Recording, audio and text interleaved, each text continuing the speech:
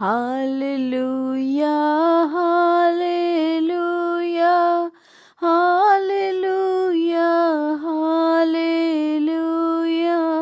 सबसे ऊंचा है प्रभु यीशु तेरा नाम। सबसे ऊंचा है प्रभु यीशु तेरा नाम। पवित्र आत्मा देता मुझको यीशु तेरा नाम। पवित्र आत्मा देता मुझको यीशु तेरा नाम। सबसे ऊंचा है प्रभु यीशु तेरा नाम। सबसे ऊंचा है प्रभु यीशु तेरा नाम। सबसे ऊंचा है प्रभु यीशु तेरा नाम। शालोम शालोम और शालोम। प्रभु यीशु की शांति जो समझ से बाहर है हम लोग के जीवनों में राज्य करे। और जैसा कि हम लोग देख रहे हैं नेहमाया के जीवन से कि किस प्रकार से जो है वो एक बड़ी रिवाइवल आई 12वें अध्याय तक, और बहुत सी चीजों को जो है अपने बीच में से हटाया गया, निकाला गया, और ताकि जो है फिर से एक बड़ी जागृति आ सके, और वो आने भी लगी। परंतु हम देखते हैं कि 2 साल के लिए केवल नहमाया जो कि सारी चीजों को कर रहा था, वो वहां से अपने सम्राट के पास चला गया ताकि वो फारस में, ताकि वो वहां का अपना काम देख सके थोड़े समय के लिए। और फिर उसको ये विश्वास हो गया होगा कि अब जिस जिसको जहां जहां नियुक्त किया गया है सब ठीक होगा। परंतु जब वो वापस आता है तो क्या पाता है कि वहां पर जो है फिर से जो अन्य जातियों से विवाह किया जा रहा है। और आ, और यहाँ तक कि जो याजक है वो तक जो है वो अपनी उस बात को भूल गए हैं, और वो भी क्या कर रहे हैं, वो भी जाकर अन्य जातियों से, मुआबियों से और अमोनियों से, जिससे कि परमेश्वर ने मना किया था, उनके साथ विवाह कर रहे हैं। परंतु जब वो वापस आता है तब फिर से वो रूठ को फिर से हारता नहीं है वो, और उनको फिर से उठा के खड़ा करता है। और एक विशेष और बात थी, 2 बातें विशेष थी, एक तो शादी ना करना और दूसरा विश्राम दिन को मानना। हम पढ़ लेंगे कि जब वो वापस आता है तो वो क्या पाता है। 13 का, नेहमाया 13 का 15 से पढ़ दीजिए कोई भी जन। 22 पद तक पढ़ दीजिए। नेहमाया 13 का 15 से 22। और बहुत ध्यान से सुनिए सब लोग कि किस प्रकार से जो है वो किस प्रकार से क्या बात यहाँ पर विश्राम दिन के लिए कही गई थी और उन लोगों ने नहीं मानी। उन्हीं दिनों में मैंने यहूदा में बहुतों को देखा जो विश्राम दिन को हौदों में दाख रौंदते और पूलियों को ले आते और गधों पर लादते थे। वैसे ही वे दाख मधु, दाख, अंजीर और भांति भांति के बोझ विश्राम दिन को यरूशलेम में लाते थे। तब जिस दिन वे भोजन वस्तु बेचते थे उसी दिन मैंने उनको चिता दिया। फिर उसमें सोरी लोग रहकर मछली और भांति भांति का सौदा ले आकर यहूदियों के हाथ यरूशलेम में विश्राम दिन को बेचा करते थे। तब मैंने यहूदा के रईसों को डांट कर कहा, तुम लोग ये क्या बुराई करते हो जो विश्राम दिन को अपवित्र करते हो? क्या तुम्हारे पुरखा ऐसा कर नहीं करते थे? और क्या हमारे परमेश्वर ने ये सब विपत्ति हम पर और इस नगर पर ना डाली? तो अभी तुम विश्राम दिन को अपवित्र करने से इसराइल पर परमेश्वर का क्रोध और भी भड़काते जाते हो। अतः जब विश्रामवार के पहले दिन को यरूशलेम के फाटकों के आसपास अंधेरा होने लगा, तब मैंने आज्ञा दी कि उनके पल्ले बंद किए जाएं और ये भी आज्ञा दी कि वे विश्रामवार के पूरे होने तक खोले ना जाएं। तब मैंने अपने कुछ सेवकों को फाटकों का अधिकारी ठहरा दिया कि विश्रामवार को कोई बोझ भीतर आने ना पाए। इसलिए व्यापारी और भांति-भांति के सौदे बेचने वाले यरूशलेम के बाहर 2-1 बार ठहरे। तब मैंने उनको चिताकर कहा, तुम लोग शहरपनाह के सामने क्यों टिकते हो? यदि तुम फिर ऐसा करोगे तो मैं तुम पर हाथ बढ़ाऊंगा। इसलिए उस समय से वे फिर विश्रामवार को नहीं आए। तब मैंने लेवियों को आज्ञा दी कि अपने अपने को शुद्ध करके फाटकों की रखवाली करने के लिए आया करो, ताकि विश्राम दिन पवित्र माना जाए। हे मेरे परमेश्वर, मेरे हित के लिए ये भी स्मरण रख और अपनी बड़ी करुणा के अनुसार मुझ पर तरस खा। प्रभु आशीष दे। थैंक यू बहन। तो हम देखते हैं यहाँ पर कि किस प्रकार से जो अगर हम अगर ये 13 का 15 से 22 देखें और फिर हम पुराना देखें, नेहमाया 9 का 38 देखें कि उन लोगों ने सिग्नेचर किया, उनके नाम लिखे गए और उन्होंने ये कहा कि अब हम जो है कभी भी ना तो अपनी गैर जातियों से विवाह करेंगे और विश्राम दिन को पवित्र मानेंगे। ये विश्राम दिन को पवित्र मानना ही जो था वो मेन बात थी कि किस प्रकार से जो है इसी के कारण वो दूसरी सारी आज्ञाओं को मान सकते थे। विश्राम दिन के दिन जो था वो सबत का दिन कहलाता था, शनिवार का दिन कहलाता था और उसके लिए यह आज्ञा थी कि कोई भी काम ना करना और परमेश्वर की उपस्थिति में रहना।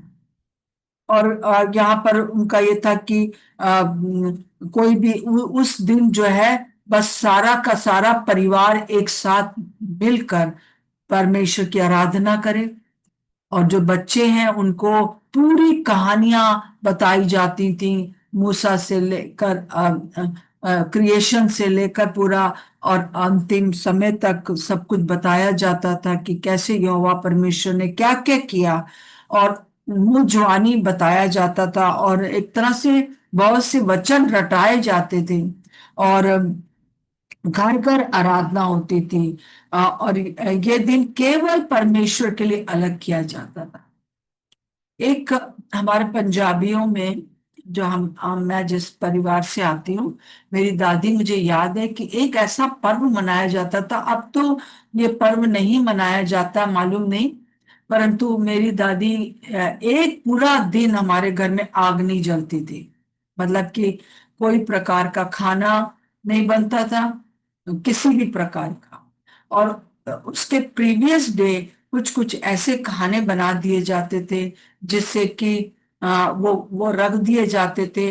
दूसरे उन दिनों में फ्रिज भी नहीं होती थी, तो ऐसे खाने बना के रखे जाते थे जो दूसरे दिन तक खराब ना हो। एक विशेष रूप से मुझे याद है कि मेरी दादी एक रोटी बनाती थी और उस पर जो है वो एक एक तागा भी लपेटती थी और उस तागे को जो है वो पूरी तरह से सेका जाता था और वो जलता नहीं था क्योंकि जो आटे में लिपटा रहता था, तो आटे की वजह से और घी की वजह से वो अंदर तक जलता नहीं था। और उसके बाद जो है उस खाने को और चीजें मुझे याद नहीं है कि पूड़ी और दूसरी चीजें ऐसी बनाई जाती थी जिससे प्रीवियस डे आने वाले दिन जो है वो कोई भी खाना ना बनाया जाए। मुझे लगता है कई चीजें जो है उस समय की पूरे संसार में थी, उन लोगों ने जो का किया था।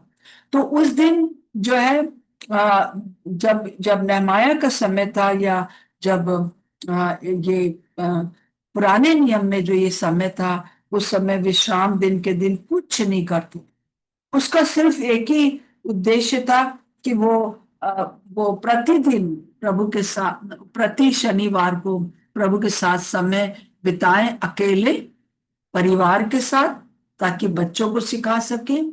और फिर उसके बाद जो है आ, आ, आराधनालय में मिलकर आराधना करें। क्योंकि हम देखते हैं जब प्रभु यीशु मसीह आए, तो जब आराधनालय में सबत के दिन मिला करते थे, उसी दिन उन्होंने कुबड़ी को ठीक किया। उस दिन से उन्होंने इस बात को डिक्लेयर किया उन दिनों में कि अब जो है हमको इस प्रकार से जो सबत का दिन है वो बिताने की जरूरत नहीं होगी कि हम एक विश्राम दिन मनाएं, परंतु हमारे लिए रोज विश्राम दिन होगा। कि मतलब हम परमेश्वर की उपस्थिति में रहें हर दिन, जो है वो हम परमेश्वर की पवित्र आत्मा की उपस्थिति में रहें और हम इस कार्य को करें। परंतु फिर भी इस काम को करने के लिए जो है हम कोई ना कोई समय जरूर नियुक्त करें प्रतिदिन। अब पूरे पूरे दिन भर में प्रतिदिन हम कोई भी समय ले सकते हैं, जिससे कि हमारी जो परमेश्वर के साथ उपस्थिति है वो बनी रहे, ताकि किसी भी प्रकार से कोई भी चीज हमको परमेश्वर के वचन से अलग ना करने पाए। दो बातें विशेष थी, वचन बताया जाए, वचन का अध्ययन किया जाए, और परमेश्वर की उपस्थिति में बैठा जाए, सिखाया जाए। और आज भी यही एक चीज हम देखते हैं कि हमको करना है प्रतिदिन, ताकि हम उसकी उपस्थिति में रहें। क्योंकि उसके बाद जो है ये जो नियम था, ये बहुत अच्छा नियम था कि सबत का दिन मनाया जाता था। परंतु जब यीशु मसीह आए तो उन्होंने कहा कि मैं खुद ही सबत हूं। तो मैं जब आ गया हूं तो अब इस प्रकार से एकदम कठिन कठोर रूल बना दिया था। जैसे उन्होंने कहा कि तुमने कुबड़ी के को सबत के दिन क्यों चंगा किया, है ना, तुमने लंगड़े को सबत के दिन क्यों चंगा कर दिया। तो इस प्रकार से जो था वो बहुत कठोरता इसमें आ गई थी। इसीलिए प्रभु यीशु मसीह मत्ती 15:13 में कहते हैं कि जो पौधा स्वर्गीय पिता ने नहीं, पुरानी परंपराओं के लिए, कि जो पौधा स्वर्गीय पिता ने नहीं लगाया वो उखाड़ा जाएगा। परंतु अवश्य ये ये एक ऐसा समय था जो कि हर दिन के लिए था। और उसके लिए भी हम देखते हैं कि प्रभु ने एक नियम दिया था मूसा को, और प्रतिदिन क्या करना था, उस चीज को हमको हर दिन के लिए फॉलो करना था। उसके लिए हम निकाल लेंगे लय व्यवस्था और उसका 6ठा अध्याय। लय व्यवस्था उसका 6ठा अध्याय 8 से 13 तक पढ़ दीजिए। 8 से 13 तक सब लोग निकाल लीजिए कि हम उसकी उपस्थिति में प्रतिदिन कैसे रह सकते हैं, उस समय क्या किया जाता था और आज हमें क्या करना है। लय व्यवस्था 6 का, हाँ, पढ़ फिर दीजिए। यहोवा ने मूसा से कहा, हारून और उसके पुत्रों को आज्ञा देकर ये कहे कि होम बलि की व्यवस्था ये है। होम बलि ईंधन के ऊपर रात भर भोर तक वेदी पर पड़ा रहे, और वेदी की अग्नि वेदी पर जलती रहे। और याजक अपने सनी के वस्त्र और अपने तन पर अपनी सनी की जांघिया पहनकर होम बलि की राख जो आग के भस्म करने से वेदी पर रह जाए, उसे उठाकर वेदी के पास रखे। तब वो अपने ये वस्त्र उतार कर दूसरे वस्त्र पहनकर राख को छावनी से बाहर किसी शुद्ध स्थान पर ले जाए। वेदी पर अग्नि जलती रहे और कभी बुझने ना पाए। और याजक प्रतिदिन भोर को उस पर लकड़ियां जलाकर होमबलि के टुकड़ों को उसके ऊपर सजा कर धर दे, और उसके ऊपर मेल बलियों की चर्बी को जलाया करे। वेदी पर आग लगातार जलती रहे, वो कभी बुझने ना पाए। जी हाँ, हालेलुया। 3 बार आया है कि वेदी पर आग जलती रहे, कभी बुझने ना पाए। वेदी की आग, अग्नि वेदी पर जलती रहे, बुझने ना पाए। तो 2 बार ये हारून के बेटों को, या हारून के जो जो वंश के थे, उनको याजक के रूप में रखा जाता। और ये याजकों का क्या काम होता था कि सवेरे और शाम को जो है वो अ, ये होम बलि चढ़ाई जाती थी। जानवरों की चर्बी को रख के, जानवरों को रख के हर सुबह और हर शाम इस बात को कहना कि प्रायश्चित कर रहे हैं और हम उसकी उपस्थिति में आ रहे हैं, प्रायश्चित कर।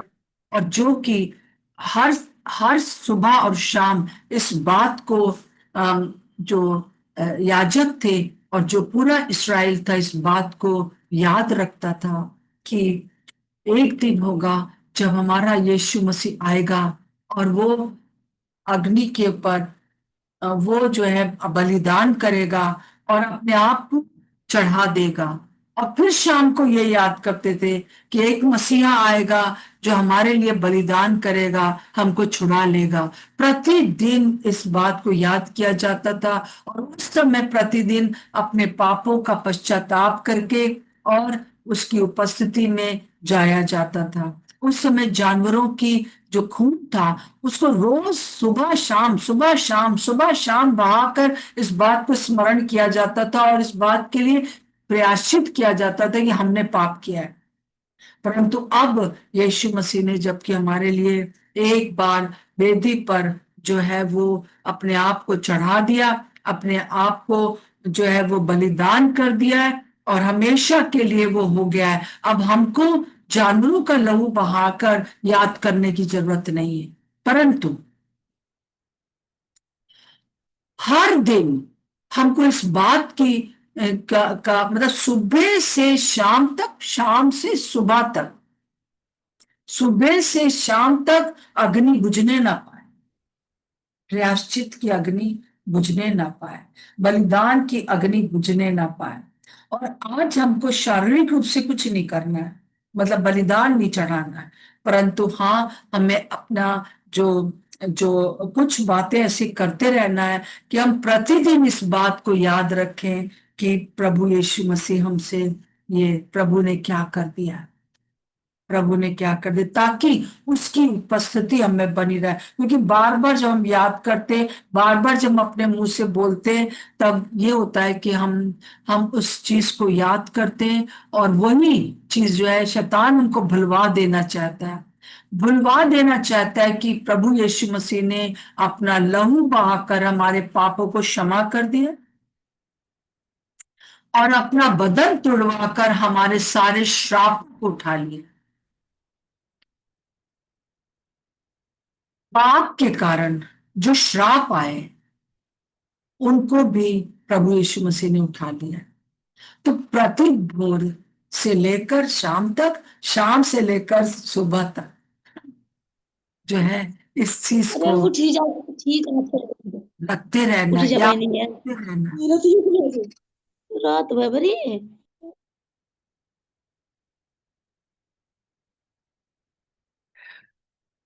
मुझे नहीं मालूम है कि जब मैं बोलती हूँ तो कितने लोग आपस में बात करते रहते हैं, परंतु कभी कभी पता चल जाता है।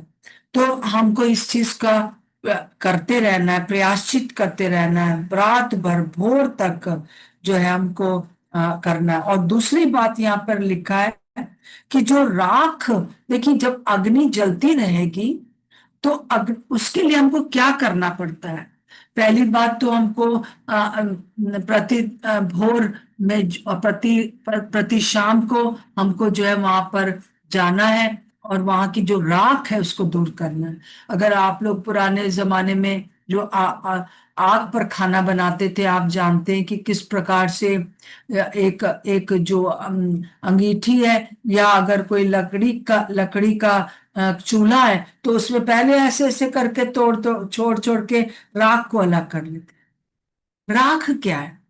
राख वो पुराने पुराने अनुभव हैं जो हमारे जीवन में प्रभु ने दिए। हाँ, वो गवाहियां हैं। कई बार केवल हमारे पास वही गवाही रहती है कि किस प्रकार से हम प्रभु के पास आए, परंतु आज क्या गवाही है? आज प्रभु ने हमारे लिए क्या किया? कुछ कुछ नया आपको मन्ना दिया, कुछ नया वचन दिया, कुछ नया अनुभव दिया है। अगर क्या क्या उपस्थिति आपकी लगातार बनी हुई है।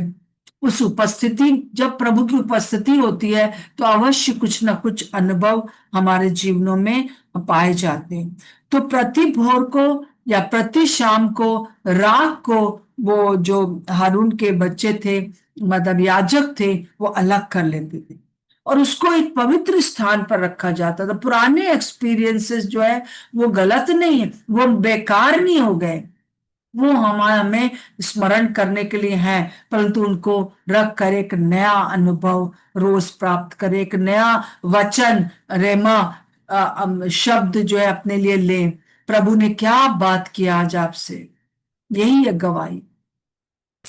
तो और फिर उसके बाद जो है वहां पे लिखा हुआ है, दूसरी बात जो है वो अ, अ, चर्बी को लकड़ी, यहाँ पे लिखा है 12वें पद में, वेदी पर अग्नि जलती रहे और कभी बुझने ना पाए, और याजक प्रतिदिन भोर को उस पर लकड़ियां जलाकर होम बलि के टुकड़ों को उसके ऊपर सजा कर धर दे, उसके ऊपर मेल बलि की चर्बी को चढ़ाया करे। यहाँ पर हम कुछ बातों को देखते हैं इस पद में, और हम क्या देखते हैं। सबसे पहले तो राख को अलग कर लीजिए, पुराने नियम, प्रभु के लिए धन्यवाद दीजिए, रोज धन्यवाद दीजिए, वो पवित्र स्थान पर रखने के योग्य हैं। कई बार मैं भी अपनी पुरानी पुरानी बातों को याद करके प्रभु को धन्यवाद देती हूँ, और वो मेरे लिए बहुत ही उत्तम समय होता है। और फिर उसके बाद लकड़ी को जलाया करे, फ्रेश लकड़ी लगाया करे, है ना, जो जल गई है, छोटे छोटे टुकड़े हो गए, उनको सबको अंदर करके उसके ऊपर लकड़ी को रखे। प्रतिदिन नई लकड़ियां, प्रति सुबह नई लकड़ियां, प्रति दोपहर नई लकड़ियां, प्रति शाम नई लकड़ियां, हर समय हम इस वेदी पर जो है वो अपनी नई लकड़ियों को नए नए प्रकार से चीजों को हम रखें, अपनी उपस्थिति हमारी प्रभु के साथ बनाए रखने में। फिर उसके बाद यहाँ लिखा है कि सजा कर रखे, है? सजा कर रखे मतलब अनुशासित हो, ऐसे नहीं कि बस पूरा लकड़ी 4-5 लकड़ी ठूस दिया, बस नहीं, उसको हटाना है, सजा कर रखते हैं। मुझे याद है जब छोटे थे तो कई बार एक घर में मैं रही, वहां पर मुझे लकड़ी पर खाना बनाना होता था, तो किस प्रकार से सजा कर रखा जाता था। और यही चीज जो है वो अनुशासित जीवन बहुत इम्पोर्टेंट। कई बार हमारा जीवन अनुशासित नहीं होता है, इस वजह से जो उपस्थिति है वो हम उसको वो नहीं कर पाते। आइए हम इस समय बहुत ज्यादा आवश्यक है कि हम अपने जीवन को अनुशासित करें ताकि उसकी उपस्थिति में बने रहें। फिर तीसरी बात जो थी वो ये है कि चर्बी चर्बी को चढ़ाए। और वहां पर जब याजक बाद में क्या करते थे, वो चर्बी चर्बी का मीट अपने लिए रख लेते थे और बाकी सूखा सूखा चढ़ा देते थे, जो कि प्रभु को बहुत दुख लगता था। इस सब के पीछे जो था वो एक स्पिरिचुअल, एक आत्मिक मतलब था। चर्बी जो होता है वो बेस्ट होता है मीट में, तो उस चर्बी को हमारे जीवन के जो बेस्ट है, हमारे जीवन का जो प्रथम है हमारे लिए, उसको हम चढ़ाते रहे। एक अनुशासित जीवन, एक ऐसा जीवन जिसमें अनुशासन है। नींद आ रही है परंतु हम ठीक है, हम खड़े होकर प्रभु की जो टाइम हमने रखा है, अगर टाइम से कभी इधर उधर हो भी जाता है तो ऐसा नहीं है कि प्रभु डंडा लेके खड़ा है और आपको पिटाई कर देगा, परंतु हाँ, एक समय जरूर से अपने जीवन में दिन भर में रखें। और मैं ये नहीं कह रही हूं कि आप लंबा टाइम हो, परंतु क्वालिटी टाइम होना चाहिए प्रभु के साथ समय बिताने का। तो पवित्र आत्मा की उपस्थिति में रहें। और फिर बार बार ये लिखा है कि आग लगातार जलती रहे, वो कभी बुझने ना पाए। आपके अंदर जैसी फील हो आपको कि परमेश्वर की उपस्थिति नहीं लग रही है, मन बड़ा घबरा रहा है, मन में एक बेचैनी है, सब चीजों से अलग हो जाए, अपने आप को, अपने अपने शरीरों को जीवता हुआ बलिदान करके चढ़ाइए, जो बेस्ट है उसको दीजिए। बेस्ट क्या है? जब आप प्रभु की आवाज को सुन पाए, प्रभु आपको बहुत सी बातें कहने पाए। तो ये चीज था विश्राम का दिन, और ये लगातार होने के लिए अलग समय हम लोग को बिताना बहुत जरूरी है। एक बार मैंने एक दर्शन देखा, और बहुत साल पहले की बात है, कि एक बहुत बड़ा कुछ कपड़ा है और उसको मुझे सिलना है, और मैं वो हाथ वाली मशीन होती है, उसको मैं सिल रही हूँ, सिल रही हूँ, सिल रही हूँ, और पूरा सिल रही हूँ, और बहुत देर तक मैं सिल रही हूँ, बहुत लंबा कुछ पर्दा जैसा है, कुछ ऐसा। परंतु जब जब मेरा एंड हो गया है उस सिलने का, तो मैंने देखा है कि ये क्या, दो जो कपड़ा है वो सिला ही नहीं है, वो फिर वैसे का वैसा ही है। तो मैंने कहा, अरे इतनी मेहनत मेरी बेकार गई। तब मैंने जब देखा ध्यान से, तो मशीन में एक जैसे हाँ ऊपर से एक तागा आता है, और नीचे से शटल जो है वो एक तागा भेजता है। दो तरफ से तागा हम लगाते हैं, ऊपर से लगाते हैं जो कि सुई में रहता है, और नीचे से अंदर मशीन में भी एक एक शटल जैसा छोटे सा होता है, उससे भी तागा आता है। तो ऊपर का तागा, नीचे का तागा, ऊपर का तागा, नीचे का तागा, ऊपर का तागा, नीचे का तागा, साथ साथ बिनता है, तब जाके सिलाई हो पाती है। वरना वो अगर एक ही तागा चलता रहेगा, नीचे का तागा चल रहा है ऊपर का नहीं है, तो तब भी काम नहीं हो पाएगा। और जो नीचे का तागा है, ऊपर का तागा नहीं है, तो भी नहीं हो पाएगा। तो जब मैंने उस प्रभु से पूछा, प्रभु ये क्या दर्शन है, तो प्रभु ने मुझे यही बताया, कई बार हम लोग मेहनत तो बहुत करते हैं, हम लोग बहुत सी चीजें जीवन में करते रहते हैं, परंतु अगर प्रभु की उपस्थिति नहीं है, नीचे का तागा जो है, अंदर का जो तागा है, वो परमेश्वर की उपस्थिति है, अगर वो सही रीति से ऊपर की तरफ तागा नहीं फेंक रहा है, तो काम बेकार हो जाता है, समय बेकार हो जाता है। तो चाहे हम कलीसिया में जाएं, चाहे हम बहुत से सोशल काम करें चर्च में रहकर, चाहे हम किसी भी प्रकार से कुछ भी करते रहें, सिर्फ बिना परमेश्वर की उपस्थिति के तो कुछ नहीं हो सकता। विश्राम दिन का विशेष उस समय यही था कि सब घर पे बैठेंगे, और वो चीज जो थी उनको पूरे हफ्ते जो था वो एक सामर्थ्य देता था, बच्चों को आगे बढ़ाता था, परिवार को आगे बढ़ाता था। और वो जो था वो प्रतिदिन उनको आराधना करनी होती थी, परंतु विशेष रूप से हर दोपहर में वो लोग हैकल में जाकर प्रार्थना करते थे 3 बजे के करीब। परंतु ये जो विशेष दिन था वो बहुत इंपॉर्टेंट था। तो आइए हम इस विशेष समय को कर सकें, और हम पूरी तरह से जो है वो प्रथम स्थान अपनी चर्बी प्रभु को दे सके, हमारा बेस्ट प्रभु को दे सके। जब सबसे बेस्ट टाइम आपको लगता है, वो टाइम प्रभु के साथ बिता सके। प्रभु का धन्यवाद। और महीने में कुछ समय निकालें, हफ्तों में कुछ समय निकालें।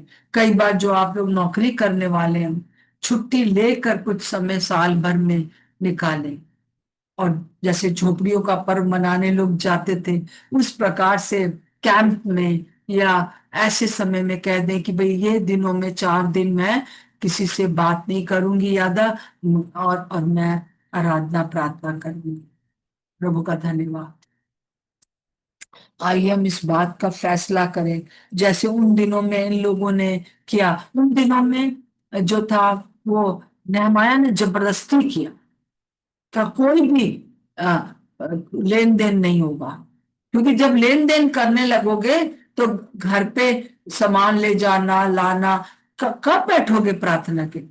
जो टाइम आपने रखा है प्रभु के साथ समय बिताने का, उस समय आप कोई भी, और आप ये देखेंगे कि जिस जिस समय आपने रखा उस समय बहुत से दिमाग में बातें आएंगी, ये कबर्ड ठीक करनी है, वो किचन आज साफ करना है, एक व्यक्ति कोई आ रहे हैं घर में तो उनके लिए क्या क्या खाना बनाएंगे, और बहुत सी बातें, और दिमाग में बहुत सी बातें चलती हैं कि फलाने ने मुझे ये कहा, ढिमकाने ने मुझे ये कहा। आप इस बात को दृढ़ कर लीजिए कि जैसे अ, मैं भी आप ही की तरह हूं, तो परंतु दिमाग में बहुत सी चीजें आती हैं, परंतु मैं ये कह देती हूँ कि ये 9 बजे तक या 8 बजे तक मैं ये समय कुछ नहीं सोचूं। मैं प्रभु प्रभु मुझसे क्या बात कर रहा है उसकी उपस्थिति का मैं जाऊंगी। बहुत सी चीजें दिमाग में आती है, मैं एक पेपर रख लेती हूँ, उस पर लिख लेती हूँ कि आज मुझे ये करना है, आज मुझे इसको फोन करना है, आज मुझे ये करना है, ठीक है, ओके, इसको रख दिया, इसको अलग रख दिया, ये मैं करूंगी। परंतु ये टाइम जो है मैं कुछ नहीं सोचूंगी। मैं वचन के द्वारा, आराधना के द्वारा, अन्य भाषा में प्रार्थना करने के द्वारा प्रभु की आवाज को सुनने पाऊं। और ये जो है बहुत इम्पोर्टेंट है, ये पवित्र समय, ये वो पवित्र दिन है। एक तरह से ये वो सुबह और शाम जो है वो बलिदान, ये होम बलि का समय है कि आग लगातार जलती रहे, कभी कुछ नहीं।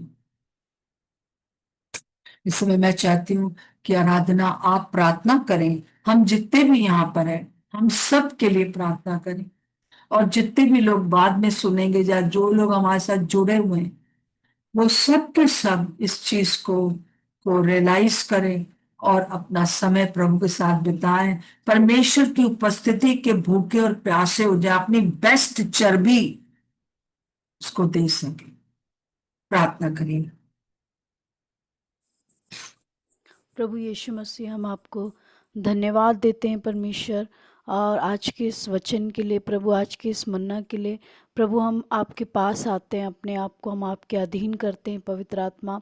और जैसे कि हमने ये वचन को सुना कि किस प्रकार नहमाया ने लोगों को इस बात को जोर देकर कहा कि कैसे सबत का दिन मनाना है। प्रभु हम प्रार्थना करते हैं परमेश्वर आज प्रभु कि हम लोग जितने लोग यहाँ पर हैं प्रभु जी, और जितने लोग बाद में भी सुनेंगे परमेश्वर, जितने लोग जुड़ते हैं, हम सब के जीवन में परमेश्वर वो वेदी की जो अग्नि है जो जलनी चाहिए प्रभु प्रति भोर लगातार, और बहुत अनुशासन के साथ परमेश्वर, जिस प्रकार आपके वचन में लय व्यवस्था में लिखा 6 में कि वेदी पर अग्नि जलती रहे, कभी बुझने ना पाए। हम प्रार्थना करते हैं प्रभु कि आप हमें एक अनुशासन का जीवन जीने में सहायता करें प्रभु जी। पवित्र आत्मा, हम आपसे प्रार्थना करते हैं प्रभु कि प्रभु हमको हमको हमारा बेस्ट देने के लिए, प्रभु के साथ बेस्ट समय बिताने के लिए, प्रभु के साथ उत्तम वो समय व्यतीत करने के लिए पवित्र आत्मा आप हमारी सहायता करें। आप हमारी सहायता करें प्रभु कि हम निर्णय लेकर प्रभु जी हर दिन परमेश्वर वो बेस्ट जो उत्तम चर्बी है, जो उत्तम भेंट है, वो हम प्रभु को दे सकें प्रभु जी।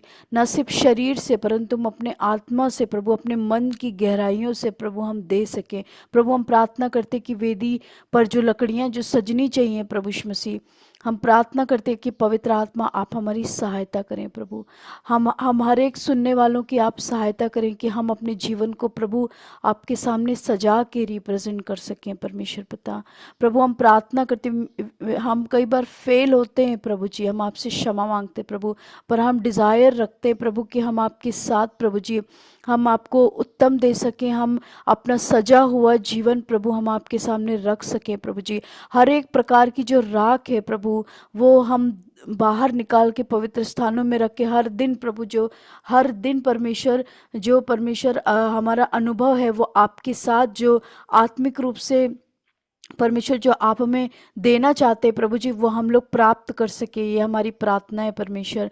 प्रभु हम प्रार्थना करते हैं कि हमारे मन की आँखों को आप ज्योतिर्मय करें प्रभु, कि हम जान लें हर दिन की आपकी बुलाहट की आशा क्या है। प्रभु हमारी सहायता करें पवित्र आत्मा। हम धन्यवाद देते हैं प्रभु, और हम कहते हैं परमेश्वर कि हाँ प्रभु जी, जिस तरह से आपने परमेश्वर कहा कि जो जो अग्नि है वो बुझने ना पाए प्रभु, होने दे कि हमारे जीवन में वो अग्नि जो प्रभु प्रार्थना करने का, आपके साथ समय बिताने का, संगति करने का, आपको बेस्ट देने का प्रभु, हर एक प्रकार से राग को दूर करने का प्रभु, वो हमारे जीवन में परमेश्वर पिता होता रहे प्रभु जी, कंटिन्यूएशन में रहे प्रभु जी। प्रभु कभी भी रुकने ना पाए परमेश्वर, हम आपसे प्रार्थना करते हैं। हम धन्यवाद देते हैं प्रभु, हम आपको सारा आदर और महिमा देते हैं प्रभु जी। धन्यवाद देते हैं प्रभु, यीशु के नाम से मांगते हैं, आमीन। आमीन। Hallelujah, hallelujah, hallelujah. प्रभु हम सब अपने हाथों को उठाकर प्रभु से मांग लें कि प्रभु हम ये आग, ये जो आपकी उपस्थिति है पवित्र आत्मा की, वो लगातार बनी रहे, लगातार बनी रहे। और प्रभु आप ही की उपस्थिति है, आप ही हैं जो कि हमको स्वतंत्र करते हैं। इसलिए प्रभु यीशु के नाम से मैं हर एक उस जन के लिए जो हमारे साथ हमेशा जुड़े रहते हैं, और ना केवल अपने अपने इस ग्रुप के लिए, परंतु पिता हम पूरे तरह से आपके लिए आपसे यही प्रार्थना करते हैं प्रभु जी, जहां कहीं पर भी इन दिनों में 40 दिनों के उपवास रखे जा रहे हैं, 21 दिनों के उपवास रखे जा रहे हैं, और आपके आराधना में टाइम बिताया जा रहा है, आपकी उपस्थिति के लिए वचन पढ़ा जा रहा है प्रभु जी, हर जगह आप पवित्र आत्मा कार्य करें, लोगों के हृदयों को, लोगों के जीवनों को आप बदल दें। यीशु मसीह बदल दीजिए, बदल दीजिए प्रभु जी, हर एक प्रकार से बदल दीजिए, ताकि आपको महिमा मिले। आप जीवित और सच्चे हैं, और आप कभी भी प्रभु हमको छोड़ते नहीं है। आपकी उपस्थिति हमें कभी छोड़कर नहीं जाती है, परंतु हम प्रार्थना करते हैं प्रभु जी कि आपकी उपस्थिति में हम बने रहें, ताकि आपको हम महिमा दे सकें। पवित्र पिता परमेश्वर, जहां कहीं पर भी लोग हैं इस समय, प्रभु जी हर एक जगह पर आप अपना अधिकार करें, और वो अनुशासित होकर अपने जीवन में पूरा दिन क्या क्या करना है उस सबको समय समय पर सब कुछ करने के बाद प्रभु जी आपके कार्य को भी कर सके। प्रभु आप हमारे जीवन में प्रथम है, हमारे जीवन में जो आपने अग्नि जलाई है वो कभी बुझने ना पाए। और खास तौर से प्रभु जी, जो पेंतिकुस्त के दिन 2025 साल पहले आग लगाई गई, वो आग लगातार जलती रहे कलीसियाओं में। प्रभु यीशु मसीह आपकी उपस्थिति बनी रहे, यीशु मसीह के नाम से मांगते हैं, आमीन और आमीन। मैं विश्वास करती हूँ कि आप प्रभु प्रभु में जो है वो आगे बढ़ रहे हैं, और मैं विश्वास करती हूँ कि आप पूरी तरह से प्रभु में और भी ज्यादा आगे बढ़ते चले जाएं, ये मेरी प्रार्थना है। विश्वास करती हूँ मैं कि प्रभु काम कर रहा है। सबको जय मसीह की। जय मसीह की। आज जय मसीह की दीदी। की मीटिंग जय मसीह की सभी को जय मसीह की आंटी जी। सब बहनों को जय मसीह। जय मसीह की दीदी। जय मसीह की सबको। प्रभु जय मसीह की सब। जय मसीह की दीदी। जय मसीह की। शालोम, शालोम और शालोम। प्रभु यीशु की शांति बनी रहे। Okay, praise the Lord.